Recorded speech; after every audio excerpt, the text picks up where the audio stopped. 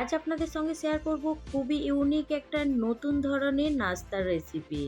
এটা আপনারা বাচ্চাদের টিফিনেও কিন্তু বানিয়ে দিতে পারবেন। খুবই হেলদি নাস্তা, যেটা আপনারা আটা দিয়েই বানিয়ে নিতে পারবেন। নমস্কার, কেমন আছেন সবাই? আশা করছি সবাই খুব ভালো আছেন, সুস্থ আছেন। মৌসুমী রকমারি রান্নাতে আপনাদেরকে আবারও একবার অনেক অনেক স্বাগত। প্রতিদিনের মতো আজও একটা দুর্দান্ত রেসিপি নিয়ে চলে এলাম আপনাদের কাছে। আশা করছি এই রেসিপি ভীষণ ভালো লাগবে আপনাদের। আর এটা খেতে কিন্তু খুবই মুখরোচক। বাড়িতে আটা থাকলে আর আলু আর একটা ডিম দিয়ে কিন্তু বানিয়ে নিতে পারবেন এই নাস্তাটা। রাত্রে রোজ রুটি পরোটা খেতে না ভালো লাগলে তখন কিন্তু এটা বানালে রাত্রে কিন্তু ডিনার রেসিপিও হয়ে যাবে। চলুন তাহলে ঝটপট করে বানানো শুরু করছি। যদি ভালো লাগে অবশ্যই একটা লাইক দিয়ে দেবেন। এইখানে আমি বানানোর জন্য আটা নিয়েছি। এখানে আমি ২ বাটি পরিমাণে আটা নিয়েছি। আটার মধ্যে নুন, অল্প পরিমাণে চিনি আর ২ চামচ রিফাইন তেল দিয়ে খুব ভালো করে এখন মেখে নিচ্ছি। আটার পরিমাণটা আপনারা কম বেশি করে নিতে পারেন। আমি যেহেতু অনেকগুলো বানাবো সেই জন্য আটার পরিমাণটা একটু বেশি নিয়েছি। আর এইখানে কিন্তু আটার পরিবর্তনে আপনারা যদি ময়দা দিয়ে বানাতে চান সেটা দিয়েও কিন্তু বানাতে পারবেন। আমি হেলদি রেসিপি বানাতে চেয়েছি, সেই জন্য আমি আটা দিয়ে এটাকে বানিয়ে নিচ্ছি। আর দেখুন খুব ভালো করে ময়ানটা দেওয়ার পরে আমি অল্প অল্প জল দিয়ে সুন্দর করে একটা ডো বানিয়ে নিচ্ছি। ঠিক যেইভাবে আমরা রুটি পরোটা বানানোর জন্য আটার ডো বানিয়ে থাকি, ঠিক সেইভাবেই কিন্তু এটা বানাতে হবে। তবে রুটি পরোটার ডোটা একটু শক্ত হয় আর এটাকে একদম একটু নরম সফট করে মাখিয়ে নিতে হবে। তো আমার এখানে দেখুন খুব ভালো করে একটু নরম করে মাখানো হয়ে গেছে। এবার 10 মিনিটের জন্য ঢাকা দিয়ে রেখে দেব। তো চলুন এর মধ্যে একটা পুর বানানোর জন্য রেডি করে নেব। তো এইখানে গ্যাস অন করে আমি কড়াটা গরম করে নিয়েছি খুব ভালো করে। তারপরে অল্প একটু রিফাইন তেল দিয়ে এখানে 4টে ডিম এই তেলের মধ্যে দিয়ে ভেজে নেব।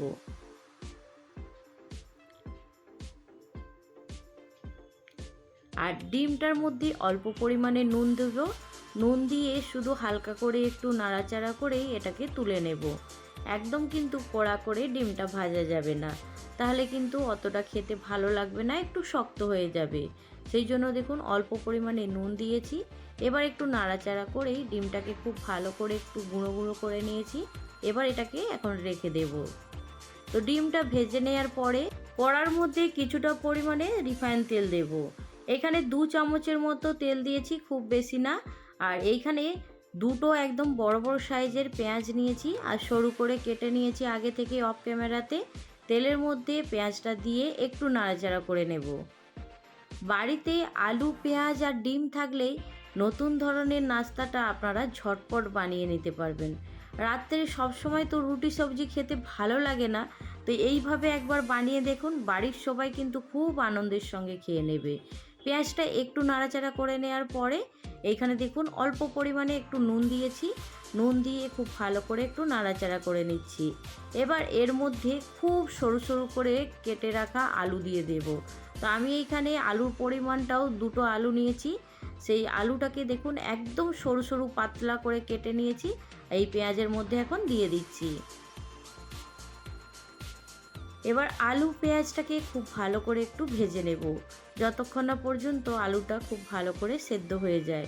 তবে এমনভাবে রান্নাটা করতে হবে যাতে আলুটা একদম না গলে যায়। তো এইখানে দেখতে পেয়েছেন আলুটাকে একদম সরু সরু করে কেটেছি। তো এবার খুব ভালো করে এখন দেখুন পেঁয়াজ আলু নাড়াচাড়া করে নিচ্ছি। 2 মিনিটের জন্য আলুটাকে একটু ঢাকা দিয়ে দেব আর গ্যাসের ফ্লেমটাকে লো করে দেব। 2 মিনিট পরে এবার ঢাকনাটা খুলে একটু দেখে নিচ্ছি। এখানে কিন্তু আলুটা কিন্তু একদম সেদ্ধ হয়ে গেছে। তবে আমি আগেই বললাম যে আলুটা দেখে এইভাবে রান্না করতে হবে যে আলুটা যাতে একদম ঘাঁটা না হয়ে যায়। আলুটা হয়ে গেছে, এবার এর মধ্যে এক এক করে মশলা দেব। ঝালের জন্য আমি এইখানে কুচানো লঙ্কা নিয়েছি, কাঁচা লঙ্কা। আপনারা ঝালের পরিমাণটা পছন্দ মতন কম বেশি করে নেবেন। আমি একটু ঝাল ঝাল বানাতে চেয়েছি, সেই জন্য এখানে 7 থেকে 8টা কাঁচা লঙ্কা খুব ভালো করে ছোট ছোট করে কেটে নিয়েছি। এবার এর মধ্যে ভেজে রাখা ডিমটা দিয়ে দেব। সব কিছু দেওয়ার পরে শেষে এইখানে দিয়ে দেব ধনেপাতা কুচি আর তার সঙ্গে ম্যাগি মশলা। প্রত্যেকের বাড়িতেই বাচ্চা আছে, তো সেই জন্য বাড়িতে তো ম্যাগি মশলা থাকেই, ম্যাগি তো সবার বাড়িতেই হয়। তো সেই জন্য ম্যাগি মশলাটা হাতের সামনে পেয়ে যাবেন। আমি সেই জন্য 2 প্যাকেট এইখানে ম্যাগি মশলা দিয়েছি। যদি ম্যাগি মশলা না থাকে তাহলে অল্প একটু গরম মশলা দেবেন, সেটাও খেতে ভালো লাগবে। তো এইখানে কিন্তু আলুর পুরটা একদম রেডি হয়ে গেছে। এবার চলুন আটার দিকে চলে যাই। তো এইখানে আটার যে ডোটা লাগিয়ে রেখেছিলাম সেটা কিন্তু আরও একটু বেশ নরম হয়ে গেছে। আর এই রকম নরম করে কিন্তু ডোটা রেডি করতে হবে, নাহলে যখন আলুর পুরটা ভরা হবে তখন আটাটা ফেটে যাবে।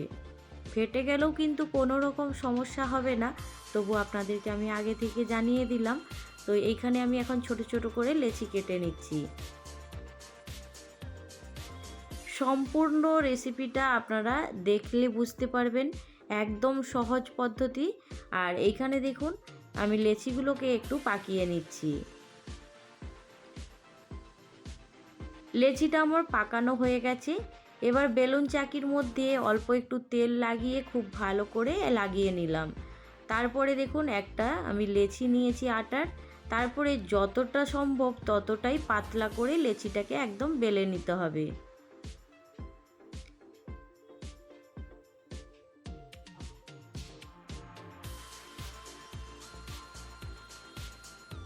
এবার বন্ধুদেরকে একটা ছোট্ট রিকোয়েস্ট করছি, আজকে যারা প্রথম আমার চ্যানেলে ভিজিট করছেন, আপনাদেরকে যদি এই রেসিপির কোনো অংশ ভালো লাগে তাহলে আমার চ্যানেলটা সাবস্ক্রাইব করে আমার পাশে থাকবেন। দেখতে পেয়েছেন আটার রুটিটা আমি একদম পাতলা করে বেলে নিয়েছি। তারপরে দেখুন বাড়িতে সেজওয়ান ছিল, সেজওয়ান একটু এই রুটির মধ্যে লাগিয়ে নিচ্ছি। যদি সেজওয়ান না থাকে তাহলে টমেটোর সস একটু লাগিয়ে নেবেন, তাতেও খেতে কিন্তু দুর্দান্ত লাগবে। আর এটা দিলে একটু বেশ ঝালঝাল মুখরোচক হবে, খেতে কিন্তু দুর্দান্ত লাগবে। এবার দেখুন আস্তে আস্তে আমি আলুর পুরটা এখানে দিয়ে দিলাম। দেওয়ার পরে এবার খুব ভালো করে আস্তে আস্তে আলতো হাতে এটাকে একটা রোলের মতো তৈরি করে নিতে হবে। এই কাজটা একটু সাবধানে করে নিতে হবে। তো দেখতেই পাচ্ছেন খুব সহজ পদ্ধতি।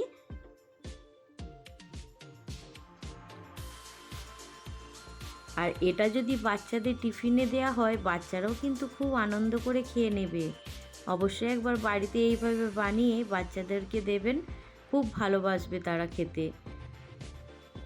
এবার দেখুন রোল করে নেওয়ার পরে এবার হালকা হালকা করে এইভাবে রোল করে মুড়িয়ে নিতে হবে। আর শেষের দিকে অল্প একটু জল হাত করে লাগিয়ে এটাকে গায়ের সঙ্গে লাগিয়ে দিতে হবে, তাহলে খুব সুন্দর করে এটা গায়ের মধ্যে লেগে যাবে। এখানে দেখতে পাচ্ছেন আমি আরও একটা রেডি করে নিচ্ছি।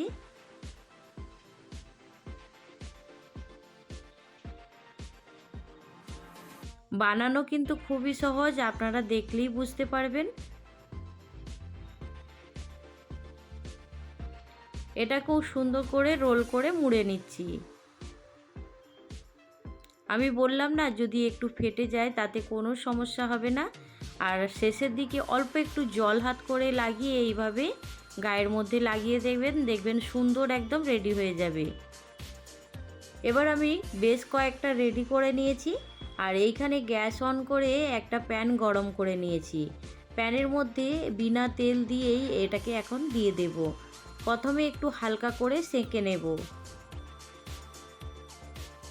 তবে এটা গ্যাসের ফ্লেম একদম লো করে আলতো হাতে এটাকে সেঁকে নেবেন উল্টে উল্টে। এই সময় কিন্তু গ্যাসের ফ্লেমটা একদম কিন্তু হাই করা যাবে না, একদম লো টু মিডিয়ামে রেখে আস্তে আস্তে এটাকে সেঁকে নিতে হবে।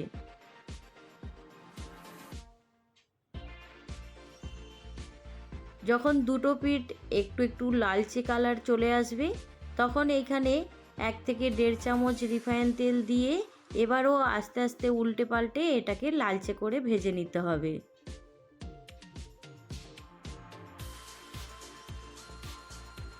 আর এইভাবেই আমি বাকিগুলোকেও সুন্দর করে রেডি করে নেব। এইগুলো দেখুন একদম সুন্দর লালচে কালার করে ভেজে নিয়েছি। আর দেখুন একদম কিন্তু অল্প তেল দিয়ে ভেজেছি, ডুবো তেলে না ভেজে আস্তে আস্তে এটাকে গ্যাসের ফ্লেম লো করে এইভাবেই লালচে করে ভেজে নিতে হবে। আর এইগুলো আমার ভাজা হয়ে গেছে, আর বাকিগুলোকেও এইভাবেই রেডি করে নিয়েছি। দেখুন কত সুন্দর লাগছে। তো আজকের রেসিপি আপনাদের কেমন লাগলো জানাতে ভুলবেন না। আজকের রেসিপি এখানে শেষ করছি। পরবর্তী রেসিপি নিয়ে খুব তাড়াতাড়ি আরও একটা নতুন ভিডিওর সঙ্গে দেখা হবে। সবাই ভালো থাকবেন, সুস্থ থাকবেন, বাই।